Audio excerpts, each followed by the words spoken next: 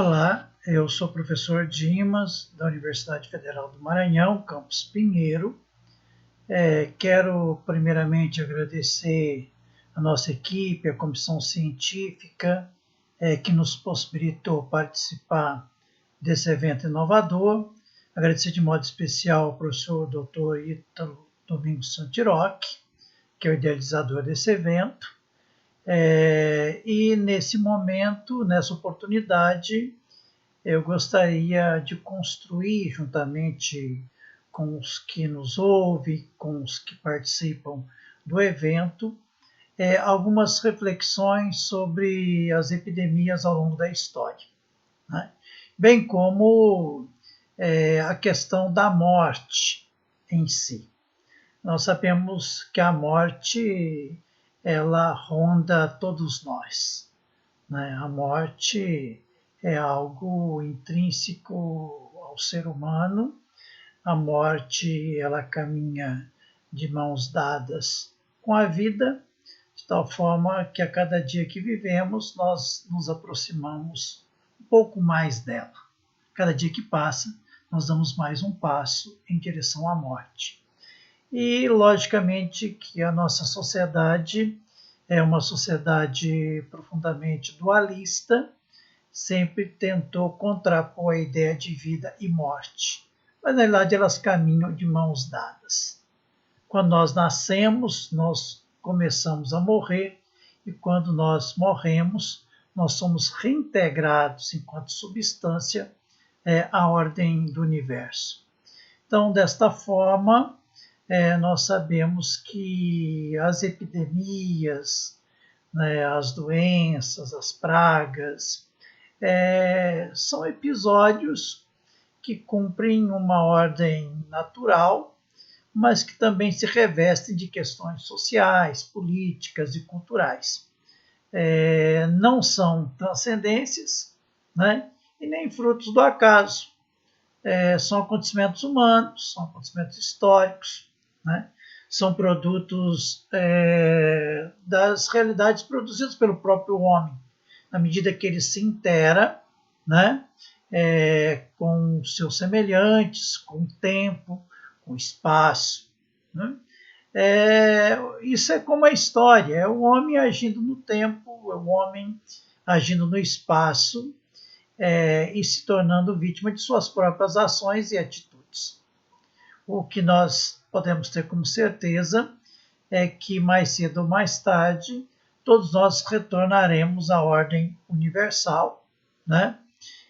Isso com sepultura ou sem sepultura, visto que principalmente nos momentos de epidemia as sepulturas acabam se tornando artigos de luxo. Eu penso ainda que morrer é um episódio socializador, né? Mas os desdobramentos, né, do morrer, né, ou seja, morrer em casa, ou morrer no hospital, a mortuária, o caixão, o velório, as homenagens, os tipos de flores, traslados, cemitérios e as sepulturas são acontecimentos que demandam uma ação capitalizadora, demandam dinheiro, demandam recursos, de tal forma que quem possuir dinheiro, quem possuir recursos, terá o quê? Terá um ritual, um cerimonial completamente diferente. Eu penso ainda que nós precisamos nos atentar para 3 fenômenos que acompanham o tratamento da morte na atualidade, né? O primeiro é a ocultação da morte, isto é, seu banimento da sociedade. Tudo ocorre como se a morte não existisse. E tal ideia é vinculada pelos próprios meios de comunicação de massa. A morte, muitas vezes, ela é escondida, mesmo porque nos momentos de epidemia as pessoas mostram muitas mortes, mas se formos ver paralelamente a tudo isso que está acontecendo, o número de pessoas que morrem por outros motivos é bem maior do que todo esse clima que se cria em torno das epidemias. Um outro fenômeno é a transferência para o hospital, onde a morte é escondida, visto que até a Idade Média a morte era muito familiar, as pessoas morriam em casa, próximos aos amigos. Na medida que a sociedade moderna vai se efetivando, se consolidando, ela vai deixando os indivíduos cada vez mais distantes. E o terceiro também é a extinção do luto, né? Uma coisa que é extremamente importante para as pessoas, até para que elas possam encarar essa realidade com mais calma, com mais serenidade, o luto praticamente tem sido extinto da nossa sociedade, de tal forma que quase que já não existe. E nesse momento de epidemia é pior ainda, porque as pessoas não podem nem ter velório, as pessoas nem podem participar dos sepultamentos, tudo é muito restrito. E isso acaba também criando um clima depois de insegurança e de incerteza psicicamente nas pessoas que ficam. Né? E é nesse sentido que eu comungo com a ideia de Norbert Elias, quando ele diz que a morte é problema dos vivos. Né? Os mortos não têm problemas. Entre as muitas criaturas que morrem na Terra, a morte, segundo ele, constitui um problema só para os seres humanos. Né? Ele também afirma que, atualmente, apenas as rotinas institucionalizadas dos hospitais dão alguma estrutura social para a situação do morrer. Né?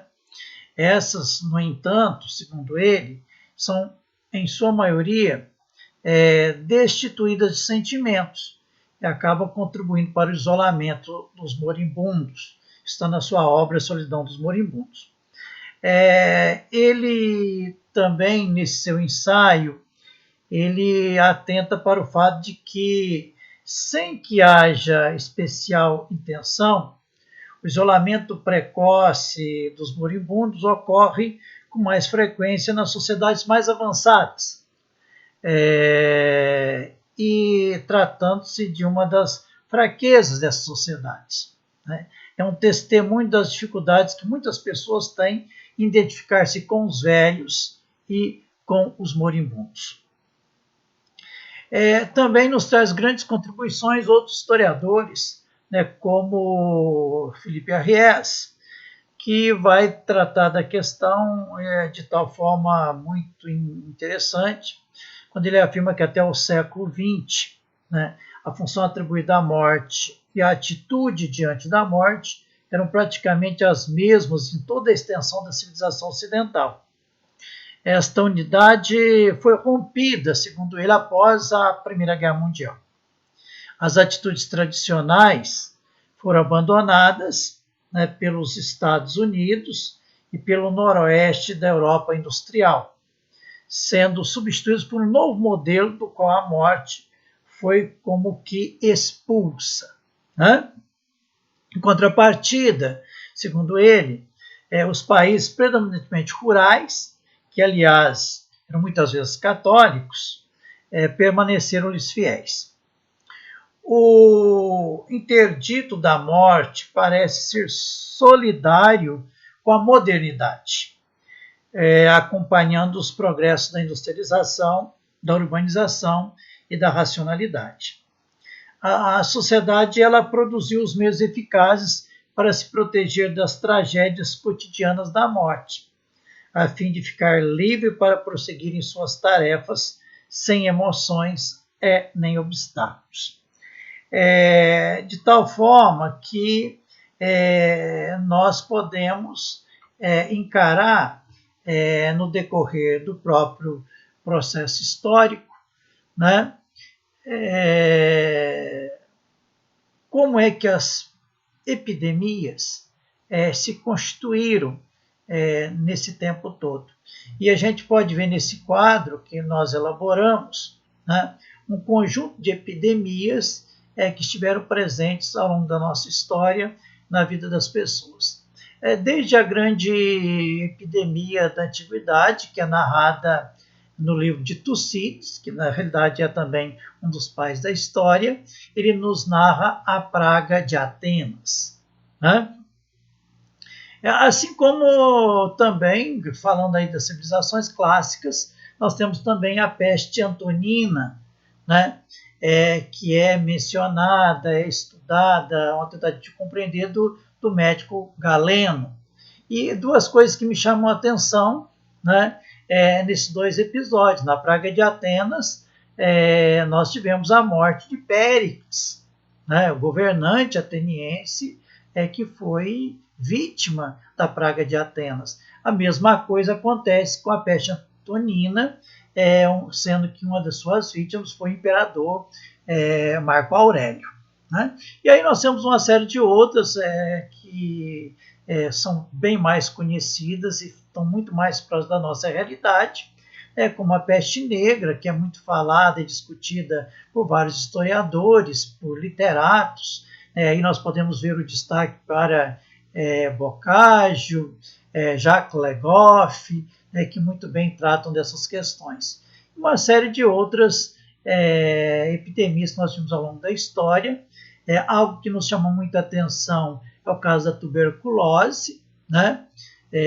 Que num período de 100 anos chegou a matar 1 bilhão de pessoas. Pois nós tivemos outras que também provocaram grandes mortes, provocam grandes mortes até hoje, como o caso do sarampo, o caso do tifo, o caso da malária, né? A malária, por exemplo, ela mata no mundo 3 milhões de pessoas por ano, né? A AIDS, dos anos 80 até 2018, a AIDS matou 32 milhões de pessoas. E aí a gente percebe que são doenças, são epidemias vigentes na nossa sociedade e que nos deixam todos vivendo um período aí de muita insegurança. Nós temos aqui algumas obras, né, que eu gostaria de frisar e destacar. Uma obra clássica como a obra O Homem Diante da Morte, né, de Felipe Arries. Temos aqui também uma outra obra clássica no Brasil, que é A Morte é uma Festa, de João José Reis. E aqui nós temos também uma obra que foi fruto das nossas pesquisas no sul de Minas Gerais, que é Os Cemitérios Sem Mistérios. E aí eu quero aqui também compartilhar um pouco da reflexão de Michel Foucault, que está lá na sua obra O Nascimento da Clínica, quando ele se refere à epidemia ou às epidemias. Quando ele diz que a epidemia tem uma espécie de individualidade histórica. Daí a necessidade de usar com ela um método complexo de observação. Fenômeno coletivo, né? Ele exige um olhar múltiplo, processo único. É preciso descrevê-la no que tem de singular, acidental e imprevisto, né? Então, nós temos que ter um olhar muito atencioso com relação às epidemias.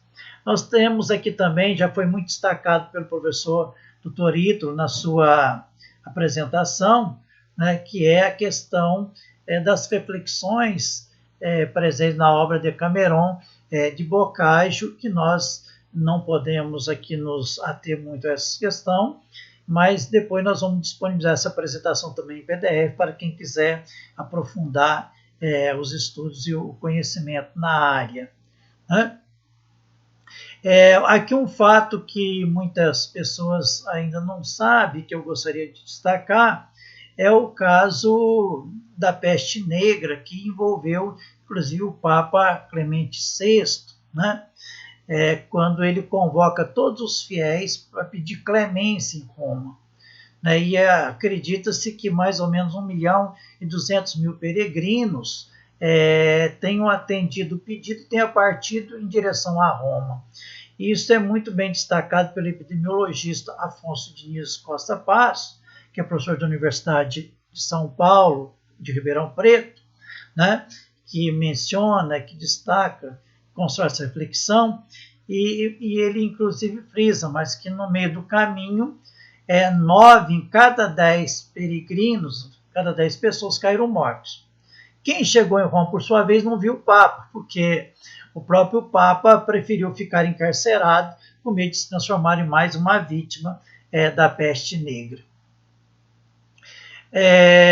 Depois disso, da peste negra, entre o século XIV e o século XVIII, nós tivemos mais ou menos 10 pandemias, ou seja, a doença se espalhou pelo mundo inteiro, né? Ao primeiro sinal da peste nas cidades, os ricos escapavam para o campo e eram geralmente seguidos pelos médicos, que precisavam de pacientes endinheirados para pagar os seus serviços. Então, episódios como esse, a gente acredita que se repete até hoje. Quem tem recurso, quem tem dinheiro, pode fazer quarentena, pode ficar em casa por mais tempo, ou pode se ausentar dos grandes centros para o seu sítio, para as suas fazendas, e lá esperar um tempo, uma temporada, até que a situação se acalme. Então, não é muito diferente dos dias de hoje.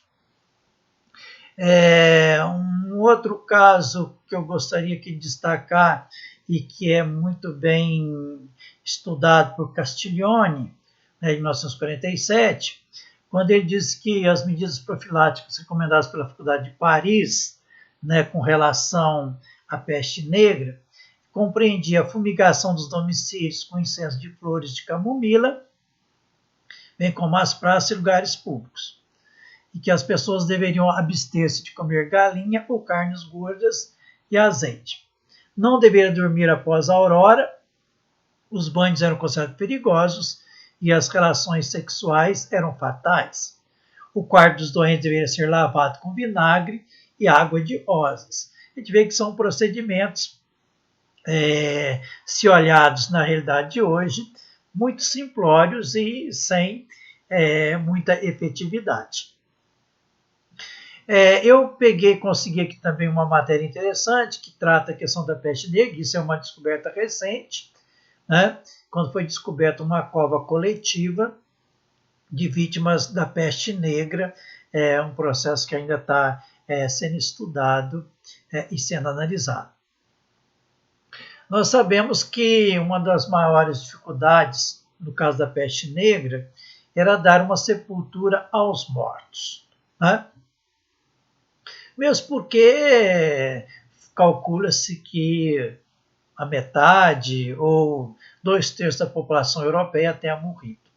E aí, para dar uma sepultura a grande quantidade de corpos, já não era suficiente a terra sagrada junto das igrejas. Diz que naquela época, até o século XIX, as pessoas ainda eram sepultadas dentro das igrejas. Por isso, passaram a se edificar igrejas nos cemitérios. Põe-se nessas igrejas as centenas, milhares, os cadáveres que iam chegando. Eles eram pilhados como as mercadorias dos navios. E muitas dessas igrejas, dentro dos cemitérios, era simplesmente para alimentar aquela ideia de que ser sepultado na igreja garantiria o passaporte com maior facilidade para a eternidade.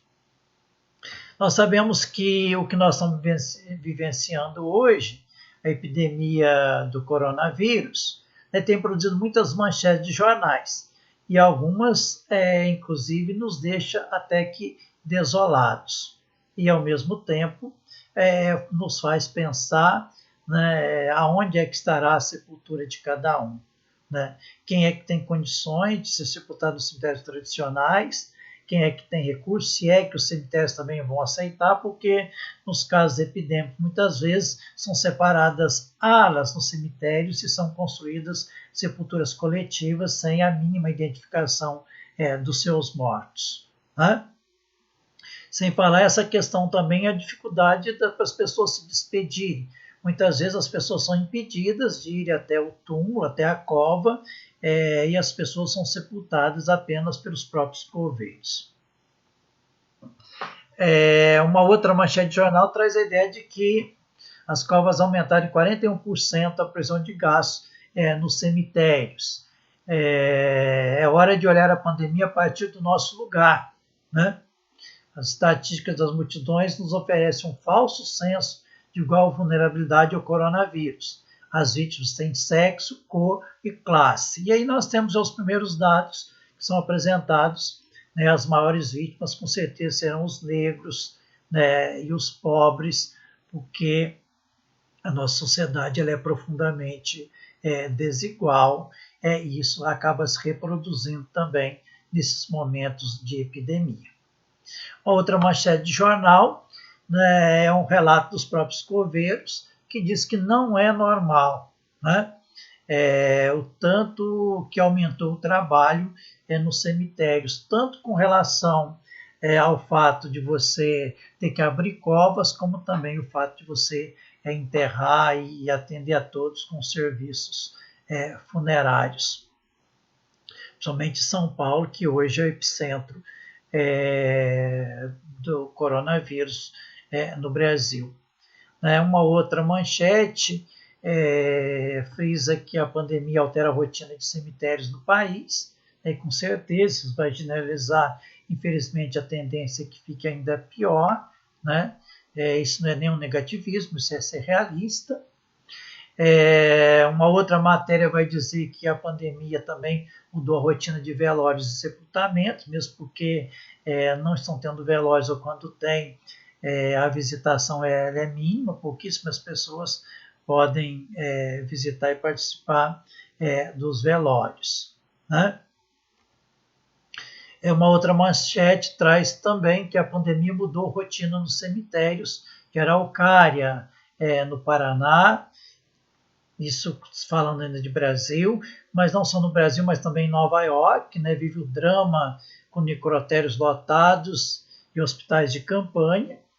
E aí eu tenho procurado reunir todas as manchetes de jornais para posterior estudo e para análises posteriores também, né? Uma outra manchete de jornal que deixa as pessoas até um pouco atemorizadas, o caso de São Paulo, né, que comprou 5.000 sacos para enterrar vítimas do coronavírus, ou seja, nem caixões terão, né, nem urnas mortuárias terão, são enterrados em sacos e muitas vezes colocados numa cova rasa, sem nenhuma identificação, né? Uma outra matéria importante de jornal, né, que vai destacar inclusive um enterro em Manaus, que vai estar mostrando, né, que as pessoas às vezes brincam, ou acham que a morte é só com os outros, não é com ele, né, que não vai ter tanta perda assim, mas aqui tem uma reflexão interessante, né? Se morre, por exemplo, a sua mãe, a nossa mãe, a perda é 100%, a perda é absoluta, e às vezes as pessoas não param para fazer esta reflexão, né? A gente espera ter contribuído, né, com estas questões, de tal forma que nós possamos construir outras reflexões, e na medida também que nós aguardamos que seja criada uma vacina que possa amenizar o sofrimento de milhares de seres humanos por todo o mundo, né? E concluindo, eu penso que se a morte passou a não ter sentido, né, para muitos, da mesma forma também a vida perdeu sua importância, a vida perdeu seu sentido, porque se você não valoriza esse momento, se você não tem compaixão, se você não tem sentimento, é sinal que também a vida não tem tanto sentido assim, principalmente porque você não sabe tratar com a morte ou com a vida do seu próximo. Com a sua ocultação, já não sabe mais o que é a morte, pois já não se sabe mais o que é a vida. E quem nos convoca para essa reflexão é José de Souza Martins, né? Esse sociólogo que estuda a morte, ele fala em alienação da morte, fenômeno presente numa época em que se discute muito sobre a eutanásia, mas não sobre a moralidade do prolongamento artificial da vida. O homem perdeu o controle sobre sua própria vida, né? Apesar de, aparentemente, ter se tornado capaz de evitar a consumação da morte, ao menos por algum tempo, né? Porque morrer todos nós vamos, todos nós seremos reintegrados à ordem universal, a nossa substância ela é eterna. E eu penso que nesses momentos que nós estamos vivendo, né, eu tenho percebido que nós temos vivenciado algo tão nocivo como o vírus, né? Que são essas generalizações, são esse senso comum, né? Que se fundamenta no fanatismo e nos seus fundamentos moralistas, né? Isso é um vírus tão grave porque ele afeta parcela significativa da nossa sociedade. Um abraço, muito obrigado pela sua participação.